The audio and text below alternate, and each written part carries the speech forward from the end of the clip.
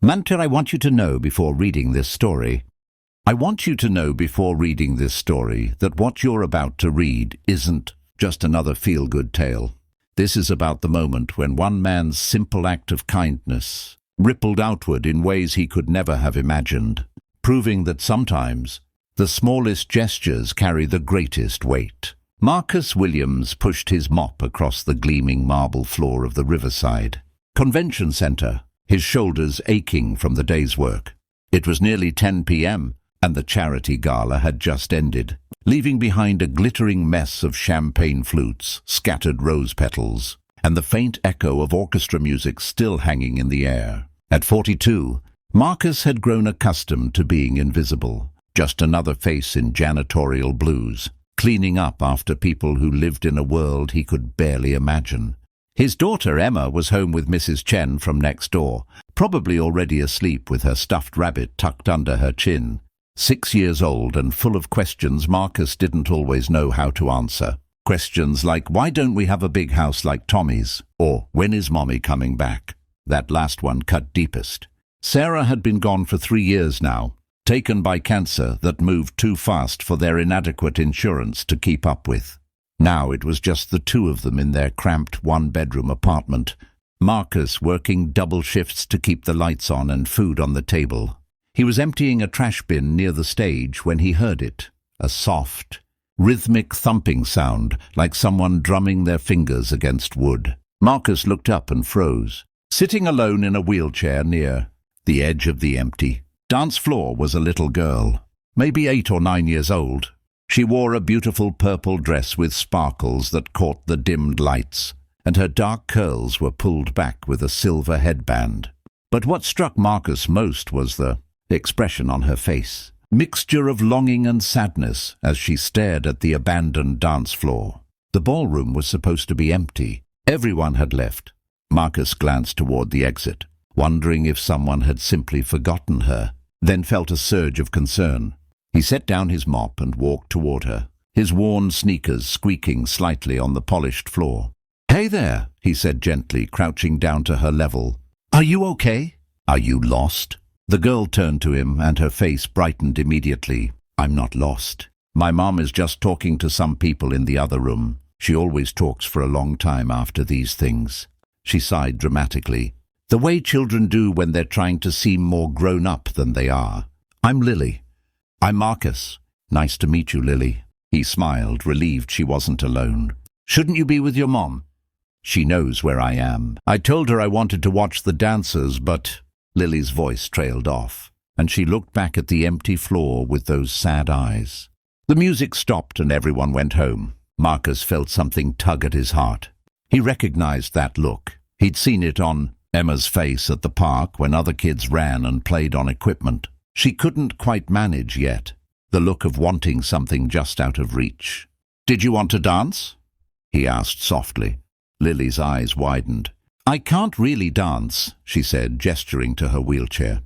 "My legs don't work the way other people's do. I was born this way. But I always thought it would be wonderful to know what it feels like, you know? To spin around in a pretty dress while music plays." Marcus didn't think. He didn't consider that he was just the janitor, that he still had 2 more floors to clean, that his back was already protesting the day's work. He just saw a little girl who wanted to dance, and he thought of Emma and how he'd move mountains to make her smile. "Well," he said, standing up and giving an exaggerated bow that made Lily giggle, "I happen to be an expert in dancing without proper dancing. May I have this dance, Miss Lily?" Her face transformed, pure joy replacing the sadness. "Really? But there's no music." Marcus pulled out his phone, cracked, screen and all, and scrolled through his limited music library.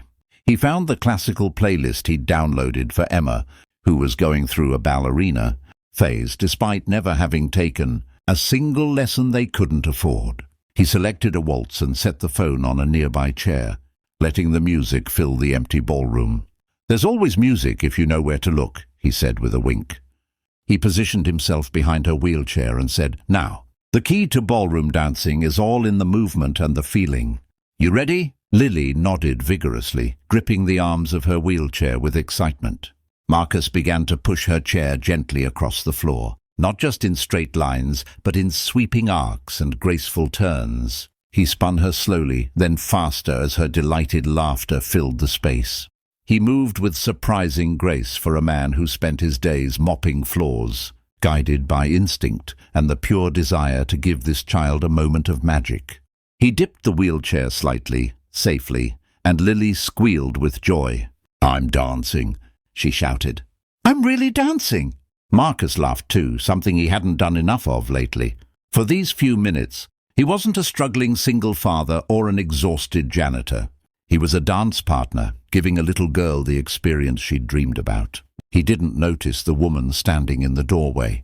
Victoria Chen Hartley stood perfectly still, one hand pressed to her mouth, tears streaming down her face. The CEO of Hartley Industries, worth an estimated $3.2 billion, master of boardrooms and merger negotiations, was completely undone by what she was witnessing. She'd spent the entire evening at this charity gala, one she'd personally sponsored, surrounded by sycophants and social climbers, people who smiled too much and meant too little.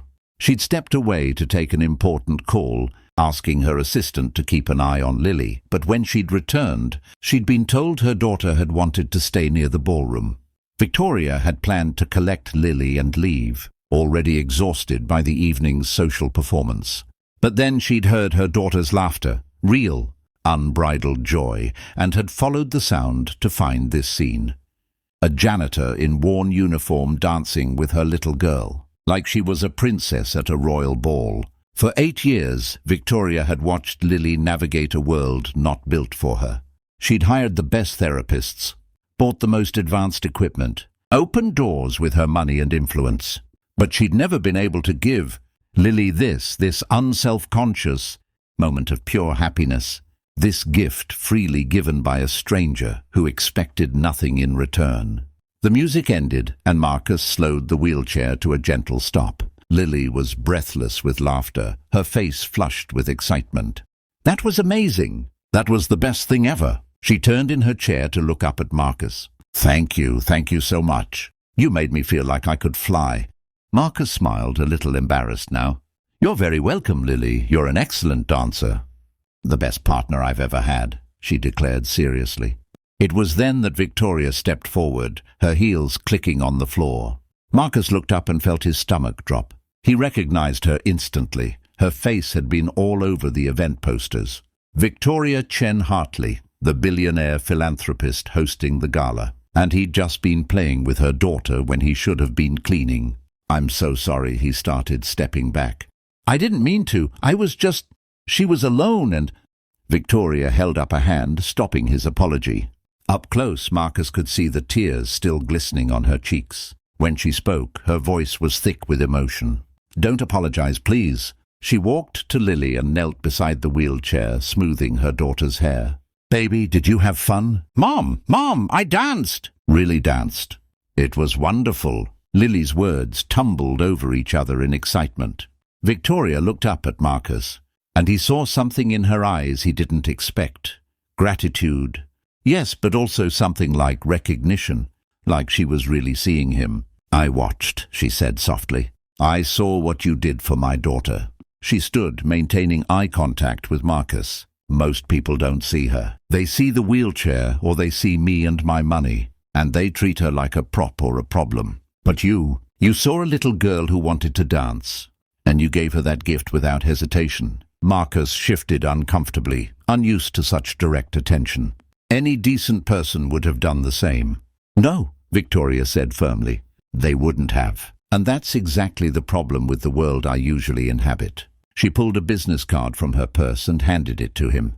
"Marcus, it is Marcus, right?" She'd read his name tag. "I'd like to talk to you. Tomorrow, if possible. Would you come to my office? 11th floor of the Hartley Building, downtown, 10 a.m.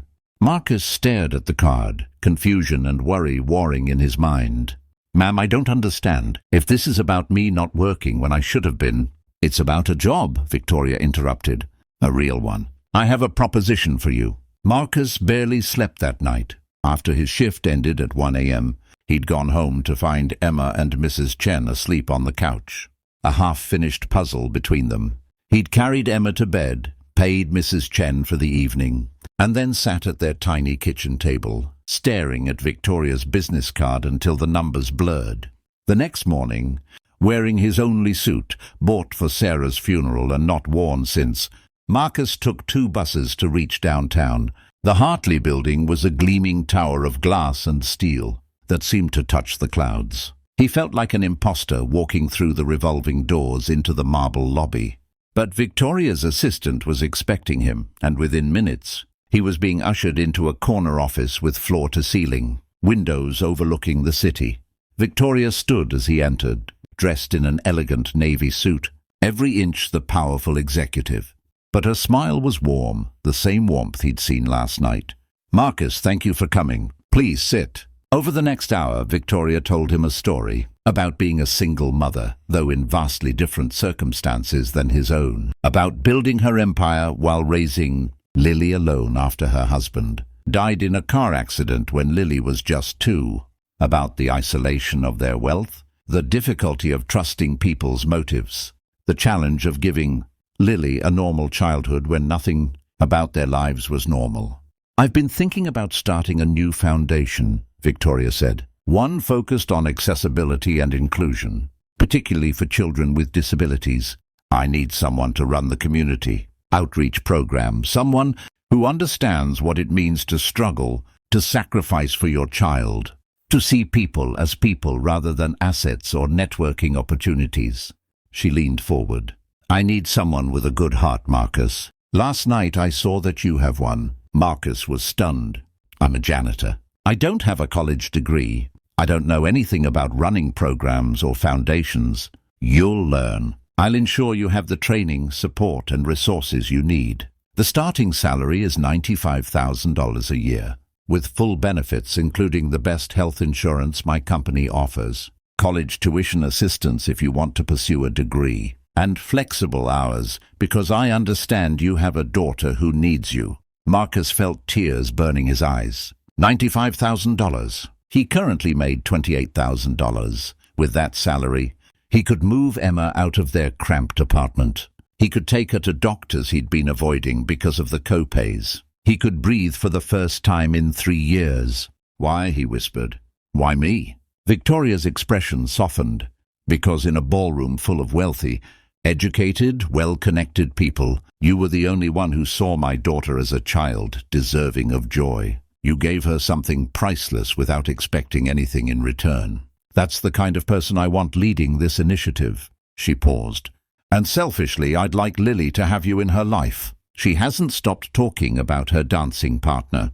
She asked if you could be her friend. 3 months later, Marcus stood in the community center that Victoria's foundation had just opened, watching as children of all abilities played together in the adaptive playground. Emma was there, laughing as she helped Lily navigate a sensory path, the two having become fast friends. Mrs. Chen sat on a bench nearby, knitting and keeping a grandmother's eye on both girls. Marcus had traded his janitorial blues for business casual, his mop for a clipboard and genuine purpose. He'd hired a team of people like him, people who'd struggled, who understood the communities they'd be serving, who led with empathy rather than ego. The foundation was already making a difference, and they'd only just begun. Victoria approached, watching the children with a soft smile. "Penny for your thoughts?" Marcus shook his head, still sometimes disbelieving this was his life now. "I was just thinking about that night. How I almost didn't stop. I almost just walked past her, figured someone else would handle it." "But you didn't," Victoria said. "You saw someone who needed kindness and you gave it. That's who you are, Marcus. That's why you're here."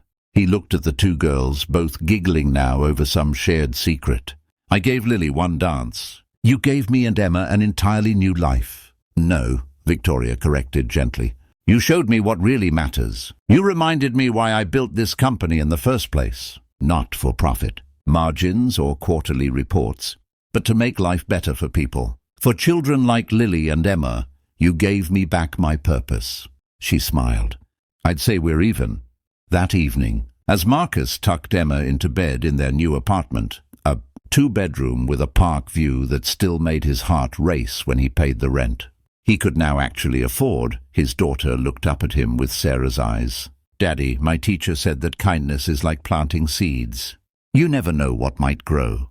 Marcus thought about a lonely little girl in a wheelchair, a dance that lasted 4 minutes, and how that single moment of compassion had transformed everything. He thought about all the times he'd been invisible. Just another janitor people looked past, and how Victoria had truly seen him. He thought about the children at the center today, playing without limitations, and the families who'd find support through the foundation. "Your teacher is very wise," he said, kissing Emma's forehead. "And you know what? She's absolutely right." As he turned off the light and closed the door, Marcus smiled. Sometimes the world rewarded goodness. Sometimes kindness came back to you in ways you never expected. And sometimes a simple dance could change everything, not because of where it happened or who was watching, but because in that moment, two people connected as human beings, one offering joy and the other receiving it with an open heart. That, Marcus had learned, was the real magic. Not the money or the job or even the security, though he was grateful for all of it. The magic was in remembering that we all have the power to make someone's day brighter, to give a moment of happiness to someone who needs it, to see people really see them and respond with kindness. It was a lesson he'd carry forever, and one he'd make sure Emma learned too. Because in the end, that's what mattered most, not what we accumulated or achieved, but how we treated each other when nobody was watching. Except sometimes someone is watching, and sometimes that changes everything.